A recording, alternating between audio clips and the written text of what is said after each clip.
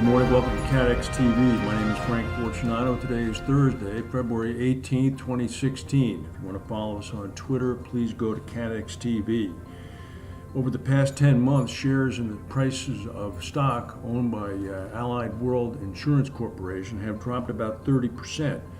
Very precipitously, just 10 days ago, the stock dipped about 7% upon quarterly earnings reports. Meanwhile, executives at the company are seeing it as a buying opportunity. Executives have purchased a total of about $700,000 in stock, led by Scott Camilani, the CEO of the company, who has purchased $311,000 worth of stock. Chief Financial Officer, a director, as well as several other executives have also purchased stock. The explosion that was caused by two suicide bombers yesterday in Ankara, Turkey, not in Istanbul. Ankara is the capital of Turkey and much more heavily guarded than Istanbul. The explosion killed 18 soldiers. Two military buses were targeted. It occurred at rush hour last evening. The Turkish government very quickly blamed a combination of Kurdish separatists as well as Muslim groups from the Arab world led by Al-Qaeda and ISIL. ISIL and the Kurdish groups today said that they had nothing to do with the bombing. However, the Turkish leader Erdogan is expected to retaliate in some way, shape, or form as a result of the killing.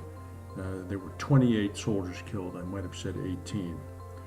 Meanwhile, in Christchurch, New Zealand, at 7:17 p.m. on Thursday night, there was another aftershock as a result of the big earthquake that struck there on Sunday.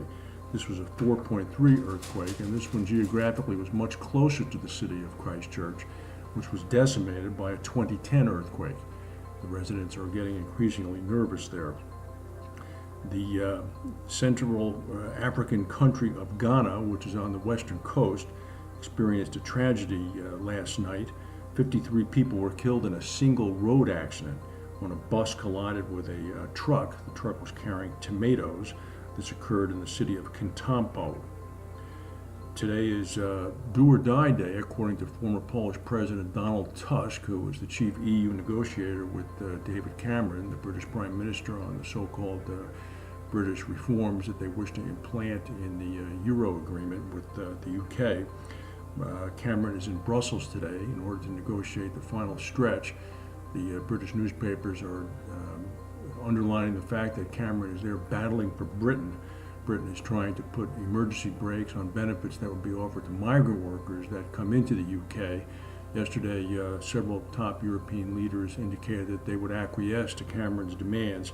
It's not known whether or not the balance of the 25 or 26 different countries in Europe are going to agree to this. And finally, President Obama has accepted an invitation to visit Cuba. He's going to visit there in mid-March, just 3 or 4 weeks from now. It's going to be part of a Latin American tour. President Obama was invited to visit by Raul Castro, who's the current Cuban president. This will be the first time an American president has visited Cuba since Calvin Coolidge visited in 1928. It's expected that President Obama will actually meet Fidel Castro. That will make for an interesting photo. That's the news for today. If we have any breaking news, we'll come back and tell you. In the meantime, thank you for watching.